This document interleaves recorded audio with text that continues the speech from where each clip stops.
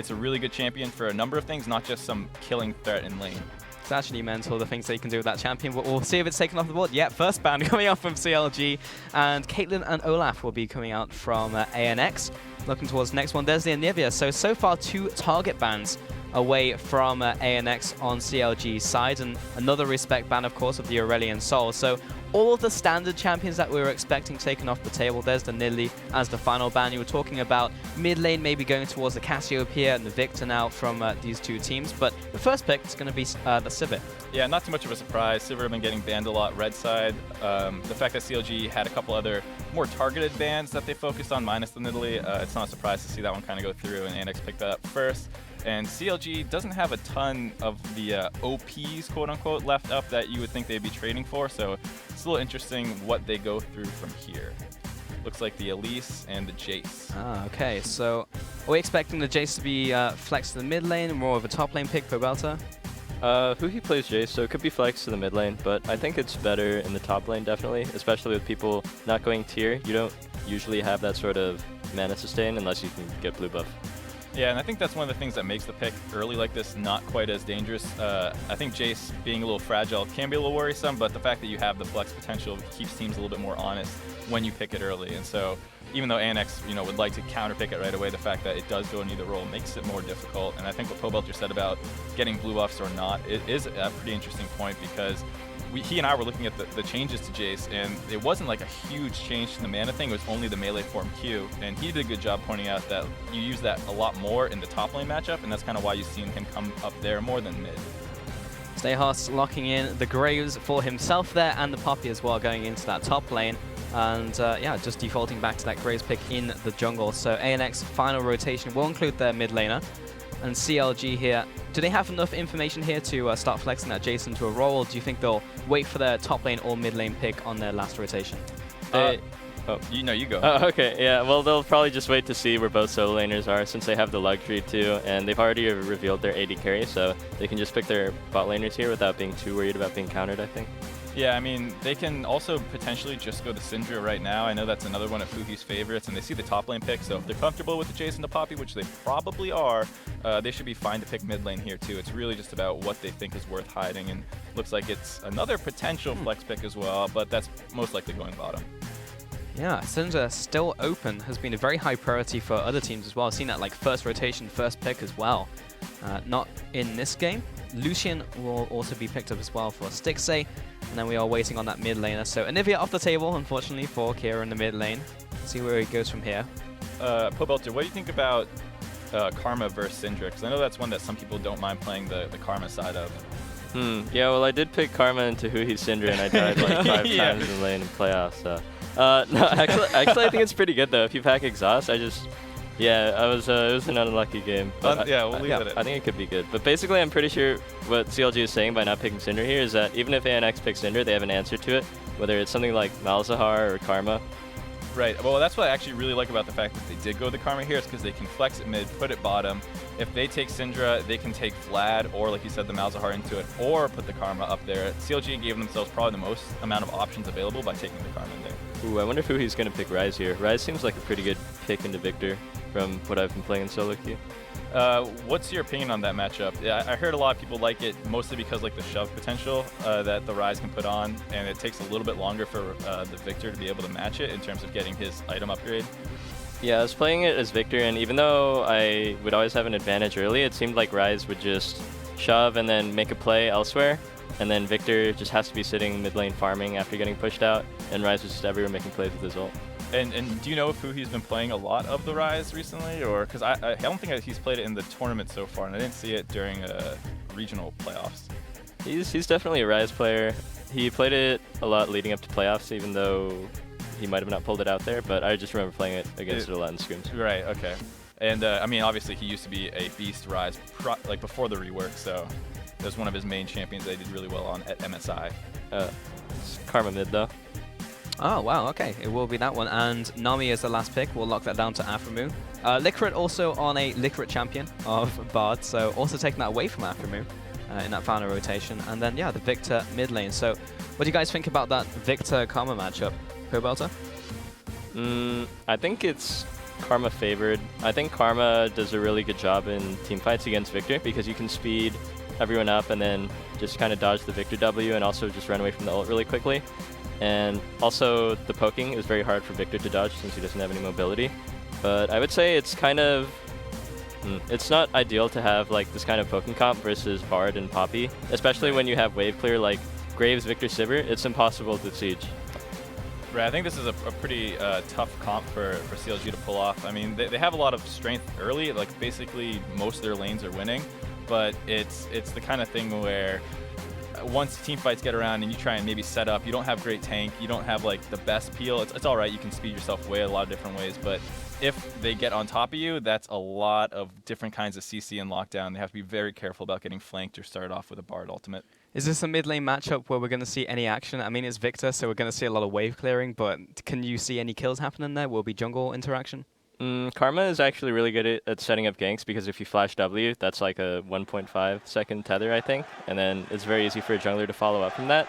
So usually Viktor just plays really safe and farms under his turret. Yeah. Yeah, the other thing too is of course the Elise for CLG, another one of those champions that's extremely strong in the early game for setting up ganks. And as we see, Kira did not take cleanse, which is something that a couple people say is very important to take versus Elise. So we'll have to see if they're able to use any kind of early flash gank plays, like you said, maybe the flash W from Karma. Well, we're into game now. ANX versus CLG. And we'll see how this one goes, at least in the early game as well, how ham Likkrit will go and how that will influence the mid lane matchup. And as always, if you have any questions for us, you can tweet at LoL Esports with the hashtag AskTheCasters, and we'll answer a few of them during the game as they come in. But for now, Albus Nox Luna setting up in this bush, but Huhi's going to just fly a Q in there and see them. Yep, looks like most teams are just going for a more standard, spread out level 1. Probably not any invade, deep war going on, just waiting until the action starts out correctly. Yeah, not a whole lot going on just yet.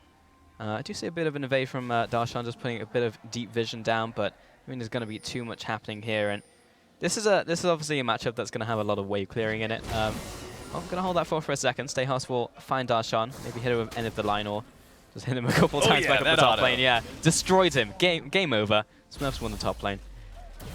Yeah, I mean, I guess you can give CLG the win in the level 1. They're able to have more poking abilities, so they chunk them out a little bit more. We're really just a war of attrition, kind of, in the mid lane. At one point, do you think they'll start roaming? Is there a time where Huhi will look to start roaming out of this lane, or is it a lot of farming for him, Pobelter? I would say it depends mainly on how the side lanes go. Jayce versus Poppy seems definitely abusable since Jayce is so oppressive with his ranged form against most top laners. And the bot lane too, Nami Lucian versus a Sivir Bard lane is also pretty favored for CLG. So it just depends on if how well CLG side laners perform as to whether or not he's going to roam. Yeah, I think Huhi can basically get out of lane as soon as anything is like worth moving towards in the sense. So if they ever get a HP lead in either of the side lanes, he can try and meet up with Xmithie and start roaming, assuming he can get a push in his own lane. And I think that's kind of what CLG's plan should be early. They do basically win the side lanes in terms of just having pressure in them. And we know that CLG is a really good team about meeting up and doing those dives. They basically destroyed G2 in their first game the same way. Just they had pressure in the lanes and they met up and then they dove. So it's going to be a lot on the side laners to set up Huhi to go meet them most likely. Though, like we said before, the Xmithie coming mid could be really good because there is no cleanse on Kira. So this is actually kind of weird because they pick Karma, but they don't have any engaging champions and they don't have any tanks. And usually if you pick Karma, you usually have at least one BP frontliner to play off of. Yeah, I think that is kind of weird because usually there's some reason you want all the speed that Karma can bring in the shields, which is like often speeding up an engager. And they kind of have a poke comp, but like Lucian's still short range, so it's not fully a poke comp. But like you were saying, they don't have someone to go in to start things. So it is a little bit weird of a comp in that sense, whereas I think ANX has a very clear comp what they do. They're going to engage on you, run at you, and then Sivir and Viktor are two of the best kind of standard champions in their roles where they do it all. They wave clear early. They have a lot of different ways to do a lot of damage late game. They're strong at all points in the game. So it is looking like it's a little bit in ANX's favor in terms of the comp. Pobelter, talk to me a little about how Karma wants to lane here, because you can see him constantly just hitting his back wave of minions with his Q. Yeah, it's kind of weird because Huhi is just repeatedly queuing the back line to try and push it into Viktor, which should put him in kind of a bad spot because he skills W level 3 instead of Q again. Usually if you skill W, you want to pull the lane to you so your jungler can gank. But then Kira is also just using all his mana to try and push out the lane. So maybe the meta has kind of changed a lot since I last played, and they're both just like desperately trying to get the push so that their junglers don't get invaded on. But looks like there's some shenanigans going on top side. Oh, Smurf. CLG went for a dive, and it looked like, I don't know how the execution was, but PvPStejos was there to cover it, and so not much actually happened. One thing that's happening in the mid lane, though, is Huhi's missed a lot of his empowered Qs, so he's not actually chunked Kira quite as much as I think it should go in his favor, so he's actually down in his pots, and the mana's about equal, so I think Huhi's not in trouble, but more behind than he really should be for this matchup. yeah, honestly, Karma Qs are pretty difficult to hit in lane, so it's okay if you miss a few. Usually what I do is if I miss a few, then I'll just like chill for a little bit and let my mana pool regenerate, but Huhi's just really going in for it, still spamming all those Qs. And honestly, he's probably just going to TP like back to lane, so it doesn't matter. Yeah. Oh, I forgot about the TP that Huhi had. I was looking at Kira Summoner so much, didn't look at the TP. That's one thing that, of course, CLG does well is the double TP plays. We saw them bust them out all over the place. Team Likkrit had been a victim of a couple of them before, so it'll be interesting to see later in the game how CLG tries to use them. Their comp's not particularly good at a 1-3-1, though it can do it. I think it's much more about just the early focus on the TP. There's not really a better summoner to take, right, Pobelter? Yeah, and honestly, this is such a sad position for Viktor. It's always so sad to play against someone with TP as Viktor. That's why usually when I play Viktor, I'll just play really conservatively to try and avoid getting into this position, because now Huhi's going to get a freeze off and Kira's going to miss a lot of EXP. The reason is you can't really... Oh, Huhi didn't freeze it. Oh, he just cleared the wave. Did he think that Kira was going to back there and just wanted to push in the next minion wave? Or? No, because this is a can wave. You can't push it that quickly. Oh, yeah, you're right. And even then, he used his Mantra Q earlier, so he couldn't have pushed it that effectively. Yeah. Well, anyways, Graves is there, so it wouldn't have made too big of a difference. He would have just helped Viktor break the freeze. But yeah, Viktor's pushing early on is not that great till he gets his upgrade. So it's always kind of sad to be in that position where you need to push out the wave, but you can't. So Huhi just tanked the entire wave and chunked himself. He's so half HP. He's probably just going to shove this in base again. Kind of weird, but doesn't really matter. Unlucky minion juke there. Yeah. Yeah, the minions want to live, dude. They got to dodge stuff. So in this matchup, of course, Karma backing a lot here. Is that just completely due to Kira's backing times? Like the first time, obviously, it was to get mana back, but now he's just backing again. It's just kind of the way that Huhi likes to play laning phase. He just likes to shove a lot and then base, even if it means he's not pressuring the map as much early on, because you kind of know if he has 0 mana, he's probably going to go base. It just makes a really stable lane phase for him. It's also the kind of thing where multiple backs, like before your blue buff comes up, isn't like the most uncommon thing either. Just like, you know, he used the TP, the other guy recalls, then he shoves and recalls again, and it's just about, you're not really needed anywhere else on the map usually that early, and unless like they're, you know, destroying some part of the, like their guys roaming and you were in base. I mean, other than that, which usually isn't that common in the early game, it's usually fine to go for multiple recalls just based off if there's nothing else you should be doing, then fine, go back. It's not a huge deal. How does Kira find the opportunity to go back? Because we saw Stixxay like have to help him out in the mid lane to clear out the way first. Yeah, that's kind of what you have to do as Viktor early on. If you have to base before you hit level 6, a lot of Viktor players will just use ulti to reset the wave and then deal with not having that cooldown for a little bit and use that for their first base timing when they get their Hex Core upgrade. But you can also just call your jungler, which is what he did. I think that's one of the biggest differences between competitive play and solo queue is the interaction between your jungler and your laners, where it's not that common, and half the time the jungler gets flamed for doing it, but in competitive play, knowing that you need help and when to call for it is extremely important, just in terms of like, I need to get a base off or I'm going to start losing, or he's got his base off and I need help pushing this out. Those kinds of things are extremely important to be able to communicate with the team. You can see 2v2 breaking out in the bot side of the jungle. Yeah. Well, it doesn't look like much is going to happen. Just a couple trades of damage. Xmithie repels out. Man, Huhi getting chased down by the ultimate there. Gets tagged with the laser as well. Yeah, that was an interesting invade, I guess. that's Explain. The word. Yeah.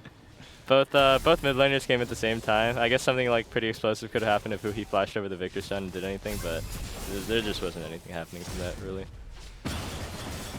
Actually, I think the weird thing is that CLG's bot lane is not winning super hard after his flash is down, so he's probably dead here. And that is not ideal when you're picking something so lane dominant that doesn't scale very well, like Nami Lucian, versus the most util bot lane out there, Bard Sivir. Yeah, it's really weird considering that, like, I mean, they're up CS, which is good, but it seems like they just, without seeing too much of the bot lane, were losing trades harder than they really should have. And once you give up a kill like this, it just gets so much harder because the enemy team's going to be able to get good resets off. They're probably going to be up a little bit of gold, and then continuing to pressure is equally dangerous now that they're down a lot of summoners, and the rest of ANX still have basically all theirs up. Yeah, I think it's looking kind of sketchy for CLG because I think ANX's teamfight is so much stronger because they have actual engage, they have an actual tank, and CLG doesn't have engage, doesn't have a tank. They have to poke everything, but that's honestly really difficult to execute on stage. Yeah, I think poke comps is one of those comps that is one of the hardest ones to actually pull off because it has so many weaknesses. Like a standard team comp doesn't have that many weaknesses, but if a poke comp falls behind, it's in trouble. If a poke comp is like not very careful about their warding and they get flanked, they're like super in trouble. So there's a lot more like weaknesses that a poke comp faces than a standard team comp like ANX has. Pobelter, is that worth it there, completing the TP and then having to burn your flash, or would you just cancel at that point and then walk to lane?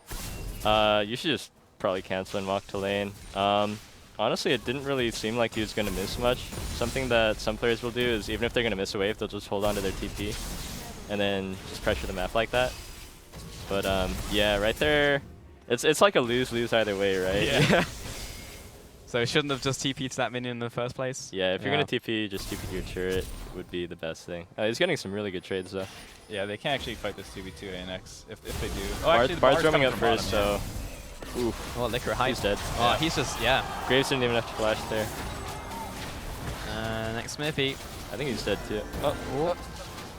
He's good, but he kind of got chunked. Yeah, Huhi without that flash as well really hurt him. So yeah, I think the answer there was to cancel the TP.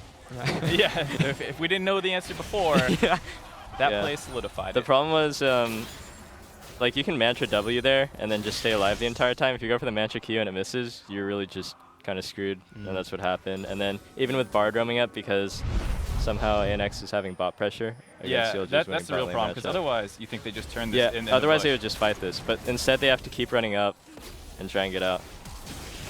Yep, and this is what we were talking about, how like the fact that they are so like early game focused CLG's comp, and their bot lane's losing and letting people get around the map. I mean when you look at the CS, you're like, they're not losing, but it's a lot more than just being able to CS. Like CLG needs to be getting the turret low, pushing waves in, denying CS, and starting to actually get more than just the CS.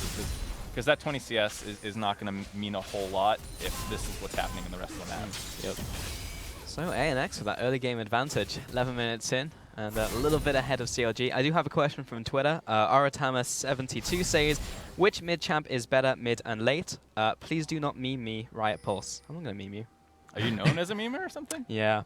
Oh. Pobelter, do you want to take this? Well, it's very dependent on your team comp. I would say in this game, Viktor will have higher impact later in the game because Karma's advantages in the mid to late game are usually just speeding up one of your mega tanks. Like if you have a, I don't know, Shen or a Maokai or something, then that's when Karma's really good and oppressive because your tank liners will just not die. Viktor, his sort of condition for the mid late is having a lot of setup, and he has that with Sivir, Bard, and Poppy. So I think that basically ANX has a setup for their mid laner and CLG doesn't. Yeah, I think that's a big point, is just the fact that like on his own, if, ooh, we got a big trade going on bottom. CLG probably, didn't flash early enough. The tilt Q. Aphro, Everyone take a timeout. Yeah, Aphro's gonna get out, but it's... Holy wow. What was that? Holy wow. Holy guacamole. That was... Yeah. That was such a good portal to get away from the TP. Yeah, I'm surprised he... Oh, they're going to get tunneled in here. They're the gonna die. E-landing. Kira's going to get that one. That's not his jungle, though. So, no, it's going to be a, was that 2 for 2 overall? Yeah. With the top laner and 80 carry going down in trade for the support and mid laner of ANX. I do think that favors ANX. Like, you're pretty happy to trade kills here if you think your team comp's going to outscale. There's no objective to be lost over that. It's basically just we traded evenly, we're going to start out scaling, we're slowing you down, and those are totally fine plays to go for if you're a team comp that favors the late game. All right, so we're going to see the start of that play. Actually going to see the bot lane trade as well, so Stixxay just goes deep. Yeah, I mean, it was not a good trade at all. If he could have just maybe traded for the flash and gotten out, like maybe you can say it's worth getting exhausted, but I think he just really overestimated how much he was going to be able to trade back onto them. And I didn't see if Sivir got any crits or anything. I don't know if she even has any crit chance yet, but it was not a good trade to go for that aggressively. And then the rest of it's basically clean up. They TP'd in. Poppy was down. I'm assuming she used it for lane, and then the rest of the time it's just CLG collapsing from the mid lane first. Yeah, and this isn't that bad because Poppy got so much farm there, got damage on the turret, and now she has TP advantage. Yep, CLG is going to be in some trouble. Walking right into a Viktor. Wait. I guess the Viktor ult was down, and he didn't want to fight because he felt like he didn't have enough backup, so just chunking is fine, trying to secure the blue buff here. Yeah, he didn't have any cooldowns. In that last fight, I saw Kira actually run down first, but then he had like nowhere to go. Was there a way for Viktor to be engaged in that bottom river fight and not just like sacrifice his life for it, or did he have to take that path to get involved? He had to take that path to get involved. If you try and go further around like where your wraiths are, then you're just way too slow. Yeah, I mean, even if he takes that path, the people he's trying to help are still just running straight into CLG's mid and jungle duo, so you're not even like helping at that point. If you're gonna help, the path he took is the one he has to take. But obviously, probably shouldn't have taken it because it was a tough situation to be in. Bit of trading going on mid. Yeah.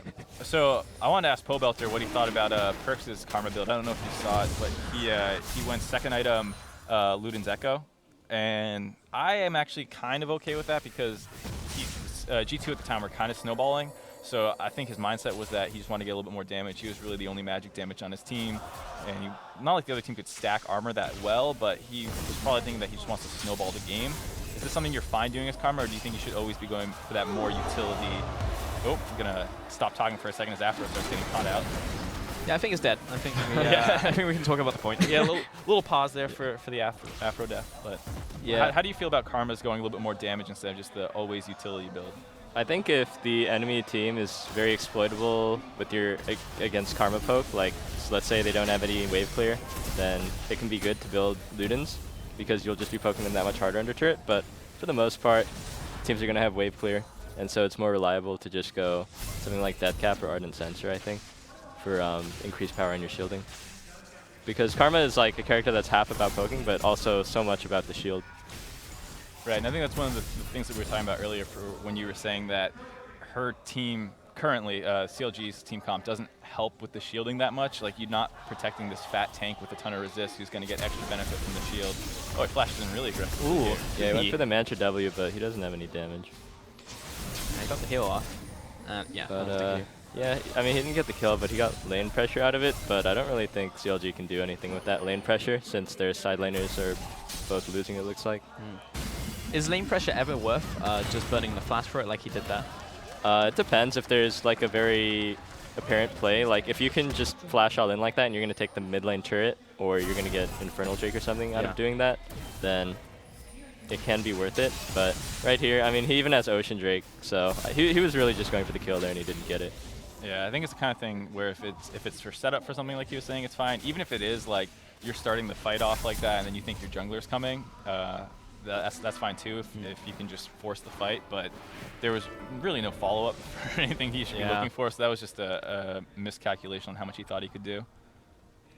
And honestly, I just want to say it's so difficult to play a comp with 5 squishies against Bard, because if anyone ever gets caught out by Bard, then it just feels like you have so little disengage, like so little ways to prevent being one-shot.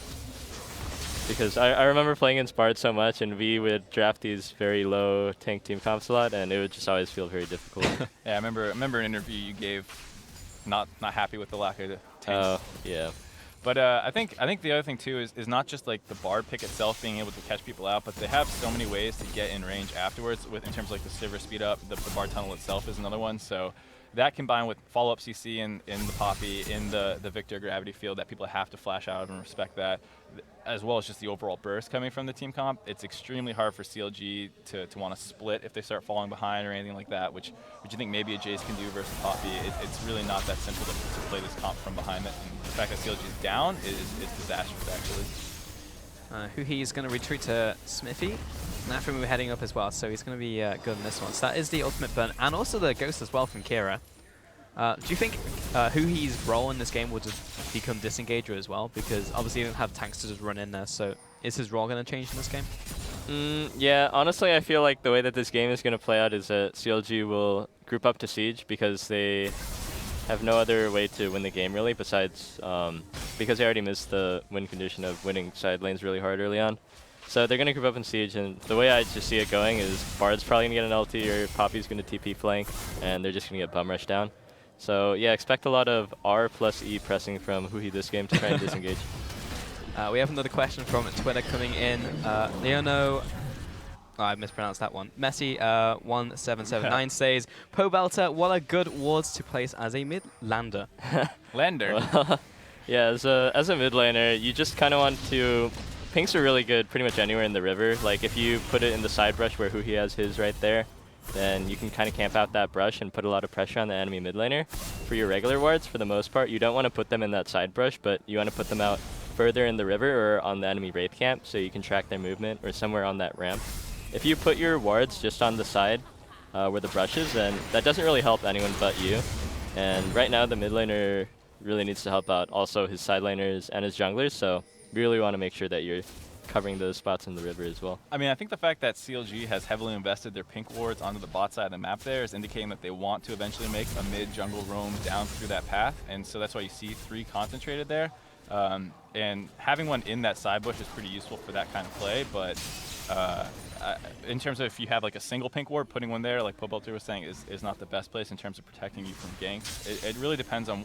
I mean, in solo queue, it's a little hard to say, like, this is where you should play it, but in competitive play, it's about warding for what your objective is. So if CLG wants to make a roam through that path where their wards are really good, but if they're not able to get anything done, it's not giving as much control to the mid lane as you could if you put them in other places. Makes a lot of sense. And Huhi, this is farming. Just doing some farming, doing some spring cleaning, and going to the bot side. Yep, so this is... Oh, I was going to say this might be the play they're looking for. Huhi and both Xmithie can go down here. They have pretty good vision control to see it coming in. It looks like the bot lane has the push priority, but there's not any pre-damage done onto the bot lane from ANX. Yeah, no one's really low either, so he's just going to chill around the mid lane. There is a Poppy after him, though. Yep, he moved closer to Poppy so he wouldn't get wall stun. That's pretty good. I think he wanted to shove out this cannon wave and then look for the roam bot, but because the top laner was missing, he just couldn't do it.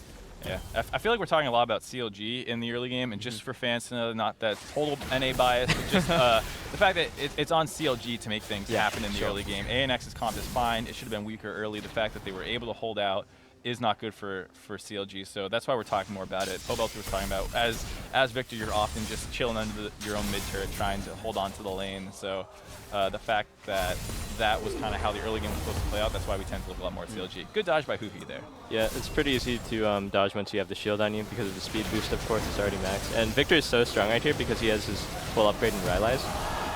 Oh, that was a good flash by him. Yeah. Oh, the flash as well from Kira. Follow up as Nami well has from to flash too. Stixxay. He's going to get slowed by Rylai's. Oh. The rest of the team's not really following up. He had his ghost there. I kind of wanted to see him go crazy there.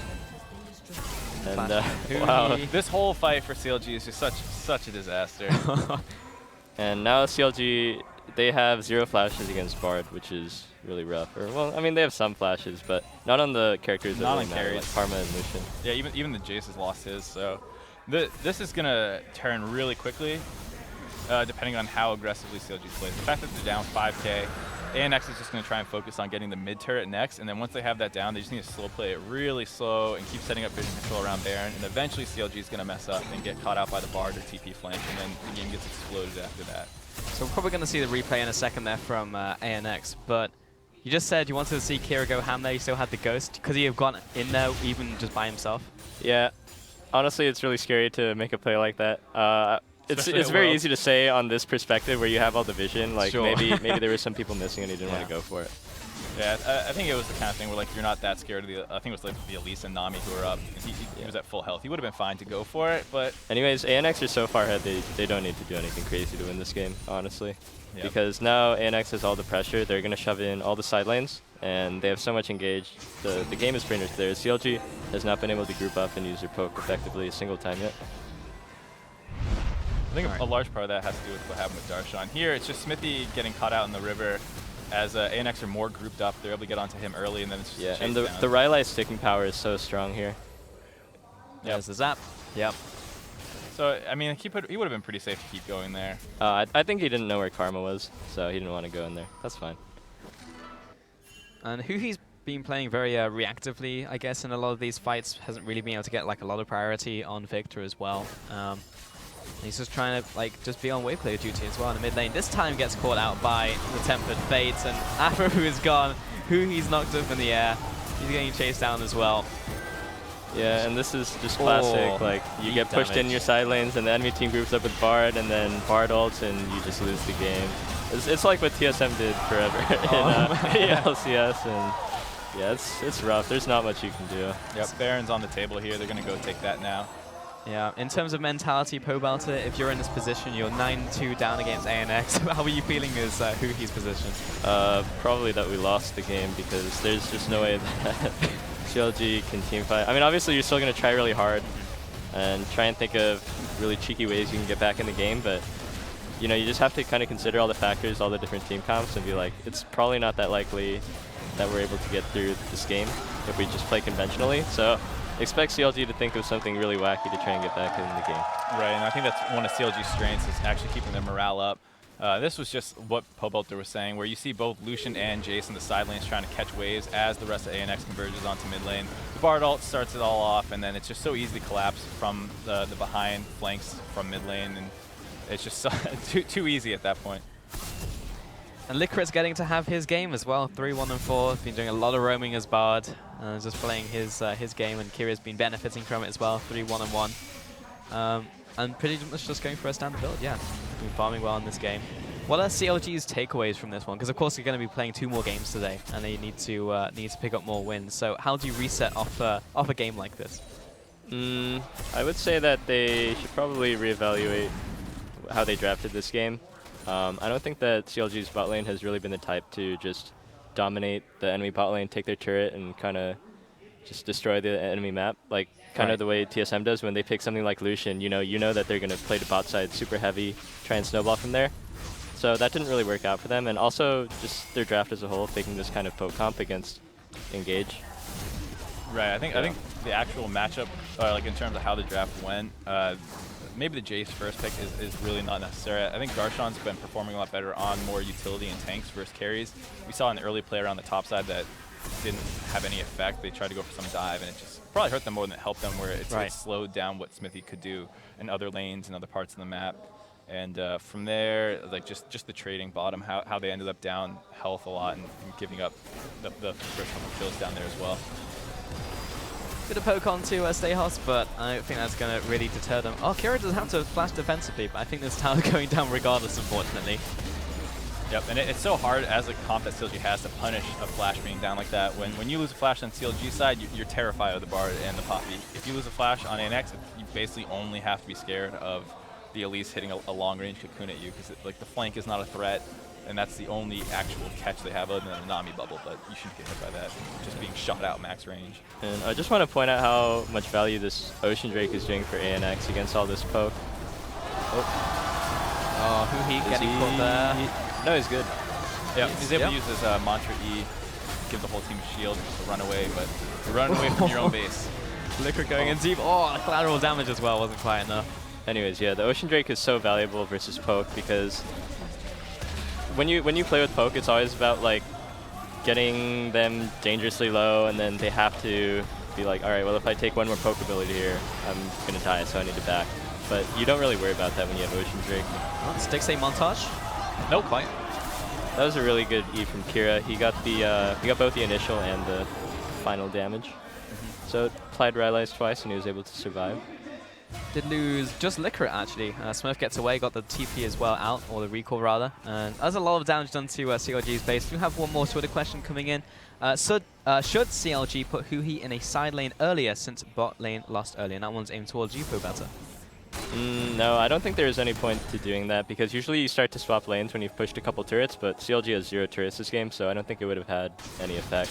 Realistically, it would have just been... It'd be worse, probably. Yeah, it would be worse. They would send 2 people down. They keep their bot lane bottom. They'd push that in, and they just dive Huhi or take the turret in front of him. There's no benefit to be putting your guy out of his own lane that early into the game. And the fact is that they lost the early game. Yeah. And you can't be the one doing these kinds of swaps from behind, because usually you just get punished in tempo and just actual gold value. Especially this build that Huhi went, where he has Treads, Athenes, and... Sensor, he's not going to be that strong in a side lane. Usually if Karmas go split push, then they'll have like Morello's death cap, something that's way stronger.